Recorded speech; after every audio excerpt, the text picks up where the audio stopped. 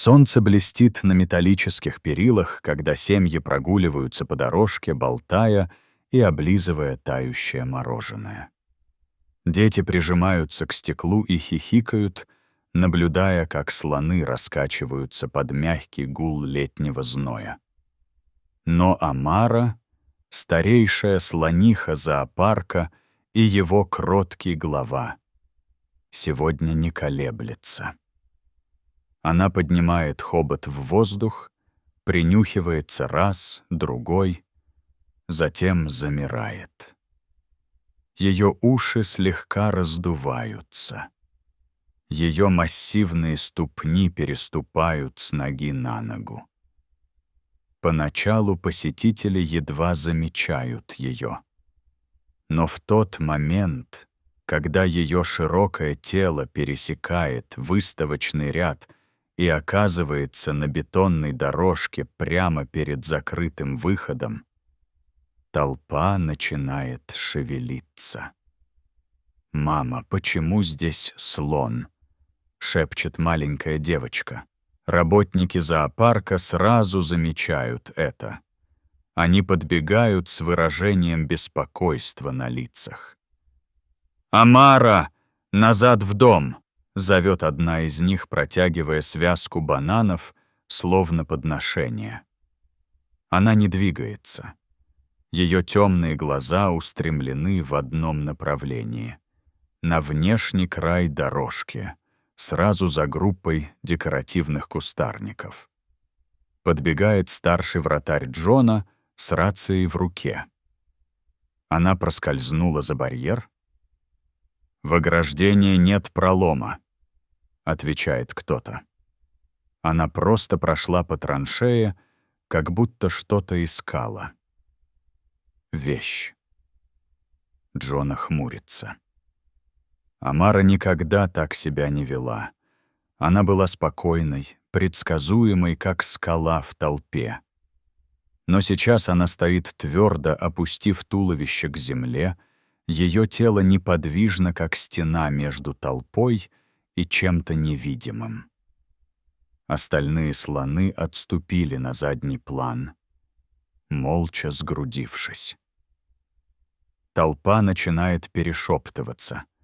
Несколько посетителей отступают, другие поднимают свои телефоны. Команды.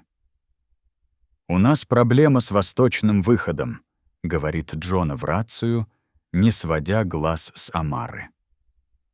Она загораживает проход, не реагирует ни на команды, ни на еду. «Ей плохо», — шепчет кто-то рядом. Но Джона видит кое-что еще. Амара не расстроена. Она не агрессивна. Она — тревога.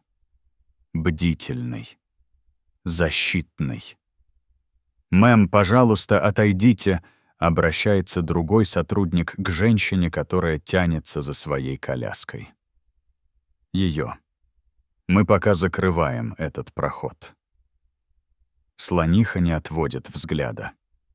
Она делает один тяжелый шаг вперед и навостряет уши. Это не угроза. Скорее сигнал. Она что-то охраняет, бормочет Джона. Но что? Поднимается ветерок, шелестя листьями по краю тропинки. Ствол Амары снова приподнимается, слегка изгибаясь, ощущая. И все же она не двигается. В нарастающем напряжении звуки зоопарка стихают. Посетители затаивают дыхание. Щелкают камеры. Но Амара остается неподвижной, как часовой. Тайна, окутанная тишиной. Затем откуда-то из-за кустов у тротуара раздается тихий, почти неразличимый звук. Хныканье. Джона поворачивает голову в ту сторону. Его глаза расширяются. Слоненок уже знал об этом. Но что скрывалось в зелени позади нее? И почему Амара пыталась защитить его? Путь теперь перекрыт. На ветру развивается лента с предупреждениями, пока сотрудники зоопарка быстро перенаправляют гостей. Родители нервно оглядываются. Дети выглядывают из-за ног взрослых, чтобы в последний раз взглянуть на слониху, которая отказывается двигаться. Амара не сдвинулась с места ни на дюйм. Она стоит как статуя у выхода, не сводя глаз с куста на краю тропинки, ее уши слегка трепещут на ветру. Рука. Ее туловище низко опущено, но ее неподвижность кажется тяжелой, отягощенной чем-то, чему пока никто не может дать название. «По-прежнему никакого движения?» — спрашивает Джона, подходя к своей команде с нахмуренными бровями. «Ничего», — напряженным голосом отвечает вратарь, «даже когда мы приносили яблоки.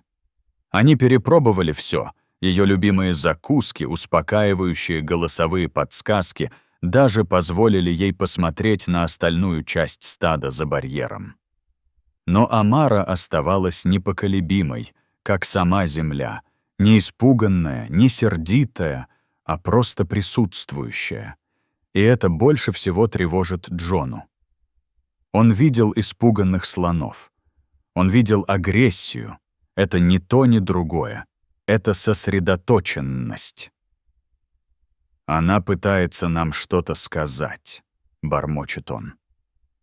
Тем временем по толпе, собравшейся за оцеплением, проносится шепот. Она собирается предъявить обвинение? Что, если она больна? Это нарушение правил безопасности? «Нет», — бормочет Джон себе под нос, не сводя глаз с ее позы. «Здесь. Дело совсем не в нас». Он медленно направляется к кустам, держась подальше от Амары, стараясь не привлекать к себе внимания. Она не останавливает его. Она слегка поворачивает голову, когда он приближается к растительности. Это первое движение, которое она сделала за последние 20 минут. И тут Джона снова слышит тихий вскрик. На этот раз узнаваемый безошибочно. Он отодвигает листья в сторону и замирает. Глаза. «Ребята!» Его голос чуть громче шепота. «Немедленно вызовите скорую помощь и охрану!»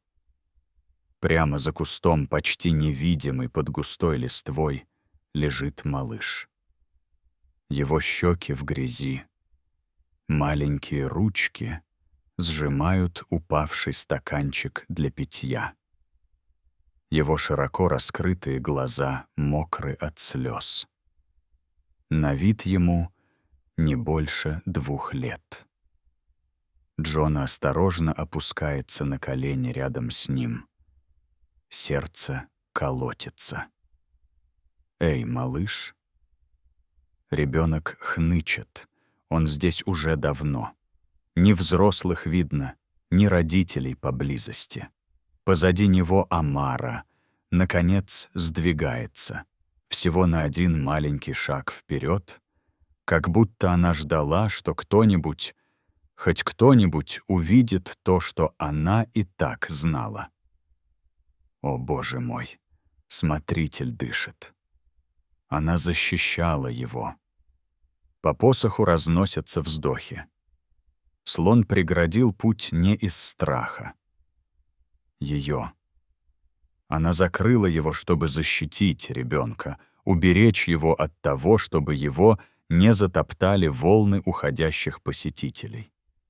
Ее массивное тело, безмолвный барьер между хаосом и хрупкой жизнью, прячется под листьями. Впервые с тех пор, как все это началось, Джона смотрит ей в глаза и понимает. Она увидела его раньше, чем кто-либо из них, и никогда не отводила взгляда. Малыш Моргая, смотрит на Джону. По его щекам текут слезы, и они дрожат. На лбу у него размазана грязь. Его маленькие пальчики тянутся к стоящему рядом стаканчику для питья. Но хватка слишком слабая. Он выглядит измученным, как будто плакал несколько часов. Шепчет Джона, нежно заключая его в объятия. «Теперь ты в безопасности». Он оглядывается на Амару. Джона. Она больше не двигается, но ее тело, кажется, слегка расслабляется, как будто она наконец-то поверила, что кто-то другой взял верх. По радио раздается голос Джоны. «Мы нашли ребенка, мальчика, примерно 2 лет от роду. Немедленно вызовите медиков и просмотрите записи с камер наблюдения».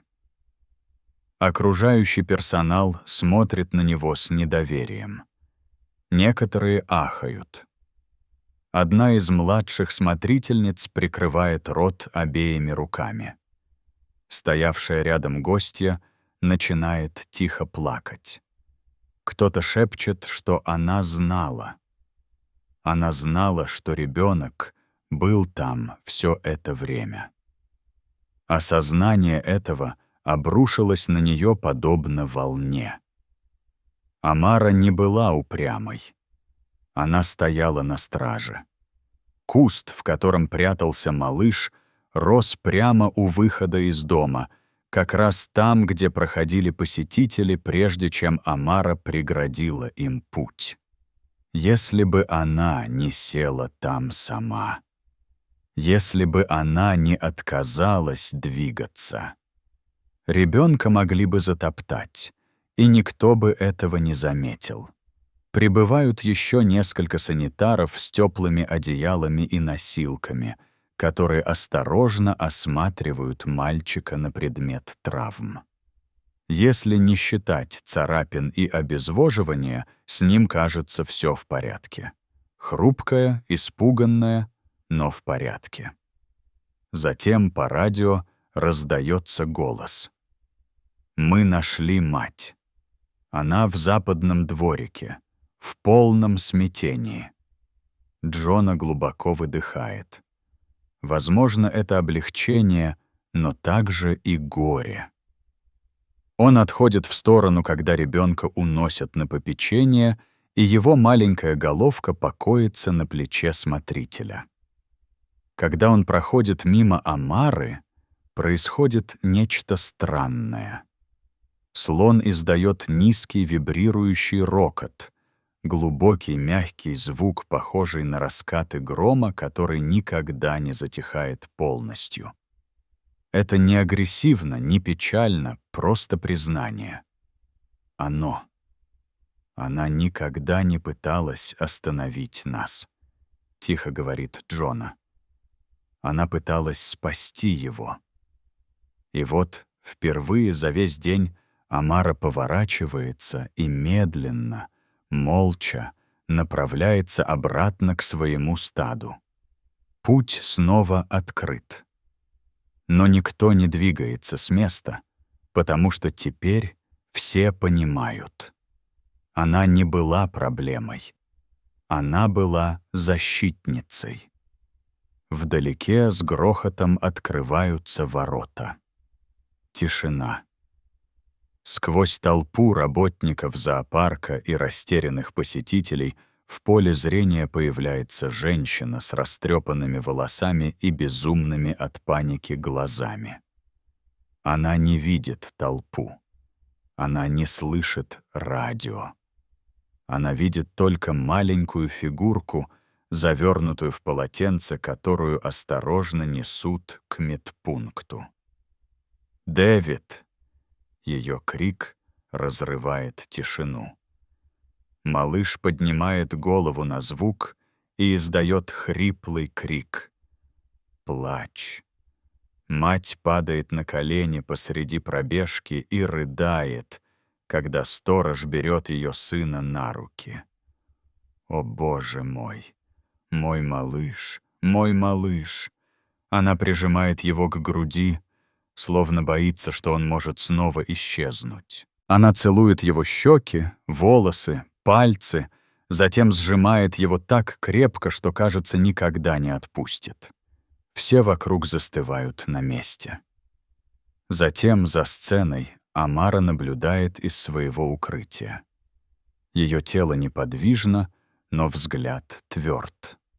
Она медленно поднимает хобот, потом снова опускает его. Мать видит ее. Она поворачивается, все еще стоя на коленях, и с заплаканным лицом смотрит на слона. Затем она делает то, чего никто не ожидает. Она прижимает руку к сердцу, прерывисто дыша, и шепчет. Несколько работников зоопарка опускают головы. Один вытирает слезу. Джона стоит тихо, в его груди нарастает глубокая боль. Он знает, что это было. Это не было случайностью. Это не было счастливой случайностью. Амара увидела уязвимого человека, оставшегося в одиночестве в безвыходном положении, и позаботилась о том, чтобы мир не смог пройти мимо него.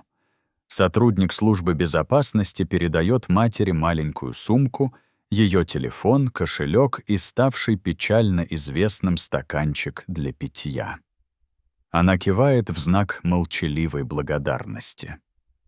Один момент отвлечения, одна доля секунды недопонимания между родителями в кафе, и ее мир чуть не рухнул.